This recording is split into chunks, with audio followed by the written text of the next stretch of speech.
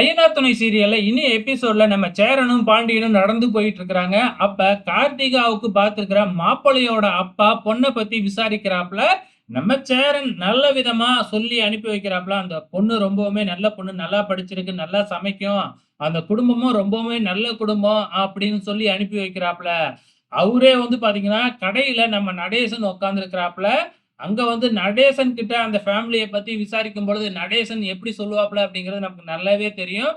ரொம்ப கேவலமா சொல்றாப்ல. அது மட்டும் இல்ல, அவங்க அம்மா ஒரு பஜாரி. ரோட்ல இறங்கி பயங்கரமா பஜாரி மாதிரி சண்ட போடுவா. அப்படி இப்படின்னு வந்து பார்த்தீங்கன்னா, ரொம்ப கேவலமா சொல்லிக்கிட்டு இருக்கும் பொழுதே சேரன் அங்க வந்துடுறாப்ல. சேரன் அங்க வந்து அவங்க அப்பாவ தடுத்து நிப்பாட்டி, மாப்பிள்ளையோட அப்பாவ தனியா கூட்டிட்டு போயி, அவங்களுக்கும் எங்களுக்கும் கொஞ்சம் சண்ட. அதனால தான் எங்க அப்பா அந்த குடும்பத்த பத்தி தப்பு தப்பா பேசுறாரு. மத்தபடி அந்த குடும்பம் அவர் சொல்ற மாதிரிலாம் இல்ல. ரொம்ப நல்ல குடும்பம் அப்படின்னு சொல்லி அனுப்பி வச்சுடுறாரு. சோ இங்க நடேசனுக்கு பயங்கரமான கோவம். நான் இப்படி சொல்லிக்கிட்டு இருக்கேன். இவன் வந்து பாத்தீங்கன்னா, அந்த குடும்பத்துக்கு சர்டிபிகேட் குடுத்துக்கிட்டு இருக்கானே அப்படின்னு சொல்லி வீட்ல போய் பயங்கரமா சண்டை போட்டுக்கிட்டு இருக்கிறாப்ல நம்ம நடேசன். அங்க வர்ற நம்ம நிலா வந்து ஏன் இப்படி சத்தம் போடுறீங்க அப்படின்னு சொல்லி கேட்கும்பொழுது, நான் வந்து இந்த சேரன தான் திட்டிக்கிட்டு இருக்கேன் அப்படின்னு சொல்லி நடந்த விஷயத்த எல்லாமே நம்ம நடேசன் சொல்றாப்ல. நிலாவுக்கு மட்டும் ஏன் சேரன் அண்ணன் இவ்வளவு நல்லவரா இருக்கிறாரே அப்படின்னு சொல்லி ரொம்ப ஆச்சரியமா இருக்கு. சோ அதுக்கப்புறம் வந்து பாத்தீங்கன்னா, மறுபடியும் நம்ம சேரனும், நம்ம சோழனும் நடந்து போய்க்கிட்டு இருக்கிறாங்க.